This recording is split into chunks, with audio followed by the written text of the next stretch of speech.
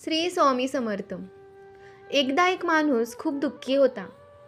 काही काळ त्याच्या आयुष्यात अनेक संकट आली. मी माझ्या आयुष्यासाठी, माझ्या पत्नी आणि मुलांसाठी काहीही करू शकत नाही.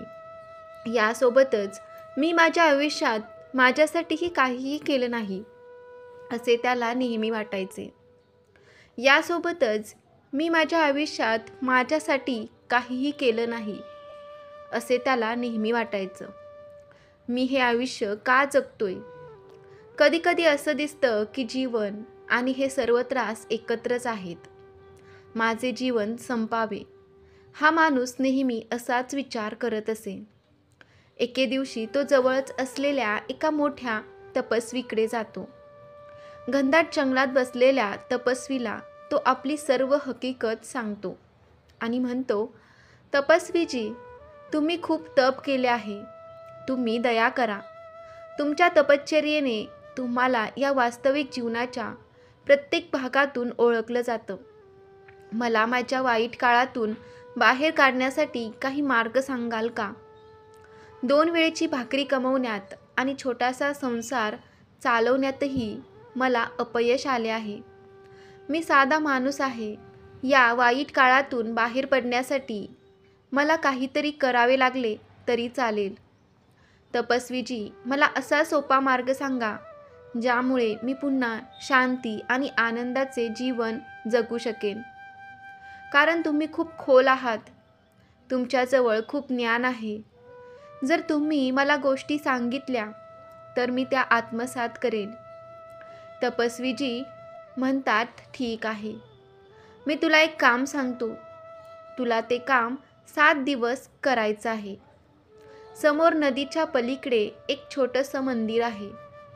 त्या मंदिराच्या शेजारी असलेल्या झाडावर बऱ्याच पक्ष्यांची घरटी आहेत. ते पक्षी खूप आवाज करतात. त्यामुळे या जंगलाची शांतता नष्ट होते.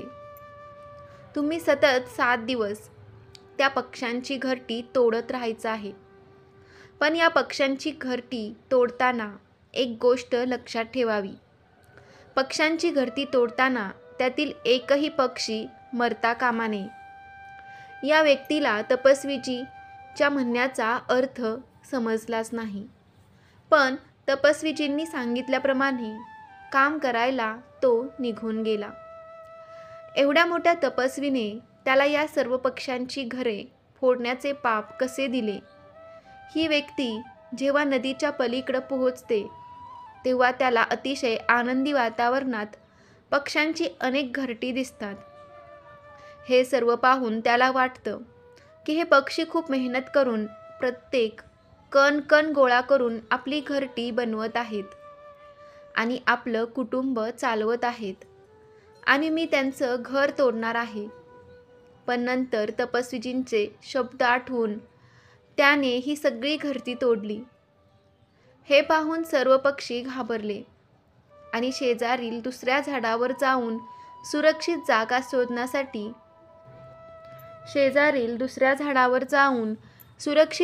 शोधण्यासाठी त्यांनी शेजारील दुसऱ्या झाडावर घरटी बांधण्यास सुरुवात केली. हा माणूस ती सगळी घरटी तोडून आपल्या घरी येतो. पण त्या व्यक्तीचे मन खूप दुःखी होते. तो खूप उदास होतो. रात्री झोपताना देखील तोच विचार करू लागला की मी या पक्ष्यांची घरटी तोडली आहेत. आज त्यांचे संपूर्ण घर तुटले आहे. पण तपस्वीजींनी सांगितलेलं काम मी आज पूर्ण केलं आहे. दुसऱ्या दिवशी सकाळी हा व्यक्ती पुन्हा एकदा या पक्ष्यांची घरे तोडण्यासाठी नदीच्या पलीकडे गेला. पण तेव्हा त्याला दिसलं की हे पक्षी पुन्हा कणकण काट्या गोळा करून आपली घरटे बनवू लागले आहेत.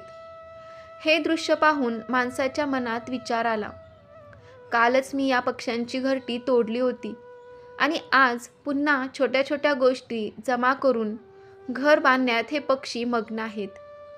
हे किती मूर्ख आहेत. हे बघून त्याला थोडं हसू आलं.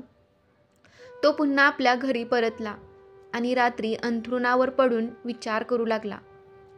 तपस्वीजींच्या सांगण्यावरून मी या पक्ष्यांचे घर पुन्हा तोडले. हे अत्यंत चुकीची गोष्ट आहे. हे खरोखर तपस्वीचीच आहेत का? असाच माणूस आहे.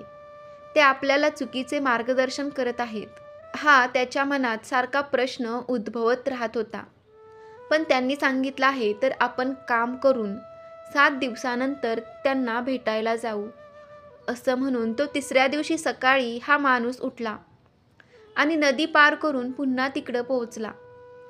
तो त्या पक्ष्यांच्या घरट्याकडे जातो आणि जेव्हा तो पाहतो तेव्हा ते सर्व पक्षी आता तेथून निघून गेलेले होते आणि आता दुसऱ्या ठिकाणी ते घर शोधत होते. त्या व्यक्तीला वाटलं हे पक्षी आता इथून दूर गेले आहेत, मग आता या ठिकाणी परत येऊन काय, म्हणून आता मी या तपस्वींकडे जाऊन त्याला सांगेन, असा विचार करून हा माणूस वळसा घालून तपस्वींकडे जाण्यासाठी नदी पार करतो. तेव्हाच त्याला या पक्षाने बनवलेले एक नवीन आणि मोठे घरटे पाहायला भेटते. म्हणजे हे पक्षी नवीन घरटी बनवून तेथे राहत होते. कदाचित तपस्वीजींना हे माहीत असावे की हे पक्षी आपले घरटे बदलतात आणि नवीन घरटे बनवून दुसऱ्या ठिकाणी राहू लागतात, म्हणूनच त्यांनी मला या पक्ष्यांची घरटी तोडायला सांगितलं आहेत. ती व्यक्ती तपस्वीजींनी सांगितलेलं काम करत होती. या पक्ष्यांची ही नवीन घरटीही तो पुन्हा एकदा तोडतो आणि परतायला निघतो. तो घरी परतण्यासाठी निघाला तेव्हा यापूर्वी तो जेवढा दुःखी होता त्यापेक्षाही आता तो आणखी जास्त दुःखी होता. झोपायच्या आधी तो पुन्हा विचार करू लागला, मी किती वाईट आहे, कदाचित मी सैतान बनलो आहे. मी या पक्ष्यांना त्यांचे नवीन घरात स्थायिक होऊ देत नाही. 4थ्या दिवशी तो पुन्हा नदी पार करून या पक्ष्यांच्या नवीन घरट्यात गेला. मग दिसले की या पक्ष्याने दुसऱ्या ठिकाणी दुसरे नवीन घरटे बनवले आहे आणि ते पूर्वीपेक्षा जास्त ऊर्जेने काम करत आहेत. हे पाहून त्या व्यक्तीला वाटलं की हे पक्षी माझ्यापेक्षा इतके लहान असूनही ते हार मानत नाहीत. मी किती वेळा घरटं नष्ट करूनही ते पुन्हा उदयास येण्याचा प्रयत्न करत आहेत. पण पुन्हा त्या माणसाने तपस्वीजींच्या सांगण्यावरून पुन्हा एकदा पक्ष्यांनी बनवलेली नवीन घरटी तोडली आणि जेव्हा आपल्या अहंकारातून बाहेर आला तेव्हा त्याला कळले की काही पक्षी मरण पावले आहेत. यावेळी हे सर्व दृश्य पाहून हा व्यक्ती रडत रडत आपल्या घरी परतला आणि झोपण्यापूर्वी तो विचार करू लागला की मी या पक्ष्यांचा खूप छळ करतो, यापेक्षा जास्त अत्याचार मी करू शकणार नाही. 5व्या दिवशी तो उठतो आणि चारा घेऊन या पक्ष्यांना खायला घालतो. यावेळी त्या पक्षाने व्यक्तीच्या मनात या सर्व पक्ष्यांबद्दल प्रेम आणि आपुलकी घर करून गेली होती. पुन्हा एकदा तो नदी पार करून त्या पक्ष्यांच्या घरट्याकडे गेला आणि त्याला दिसले पक्षी पुन्हा जोमाने काम करत आहेत. आणि मग तो माणूस तपस्वीजींकडे गेला आणि म्हणाला, तुमच्या सांगितल्याप्रमाणे काम पूर्ण करण्याचा प्रयत्न केला.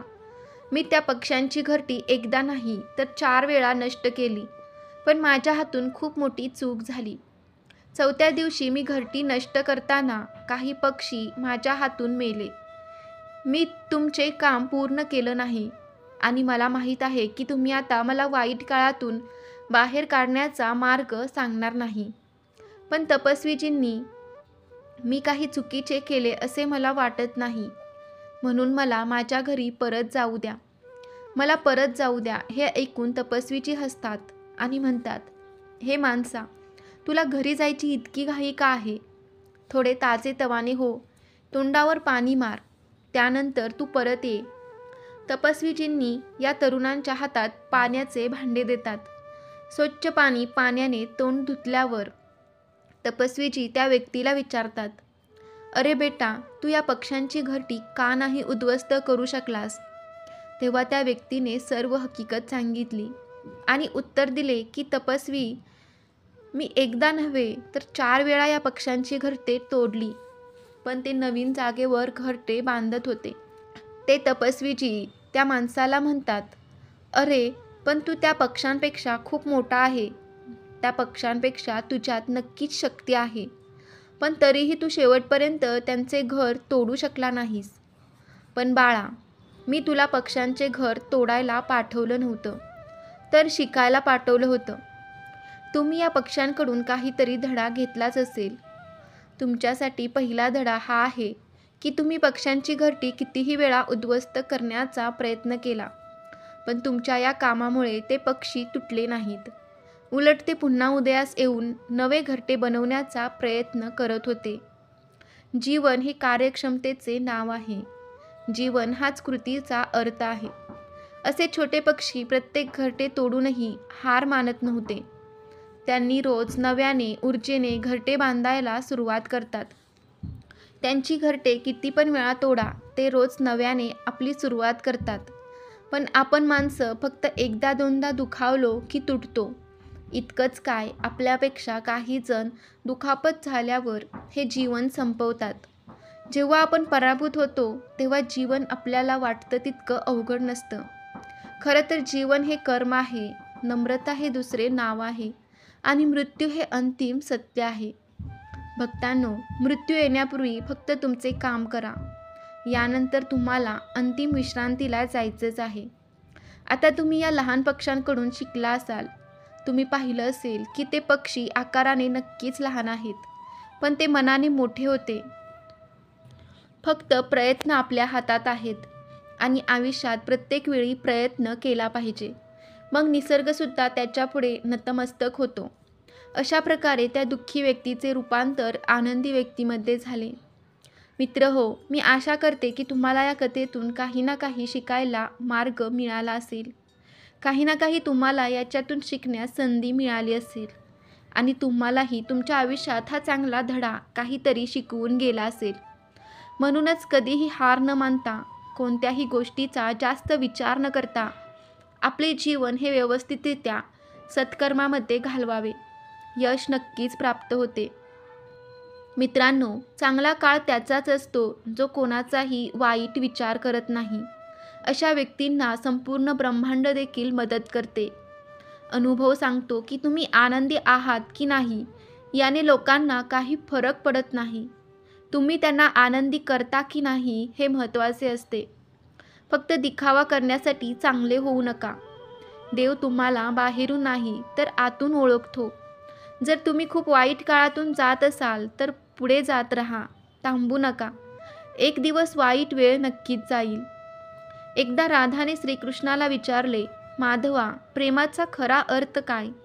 श्रीकृष्ण हसले आणि म्हणाले, राधे, जिथे अर्थ आहे तिथे प्रेम नाही. कोणाच्या वाईट वेळी हसण्याची चूक करू नका. ही वेळ आहे. चेहरा नक्कीच आठवतो. तुमच्यात असलेले या अदम्य साहसाला घाबरून रडू नका. संयम गमावू नका. जगात प्रकाश पुन्हा येईल. फक्त वेळच तर आहे, ती निघून जाईल. दुःखाचा अश्रू पुसून टाका.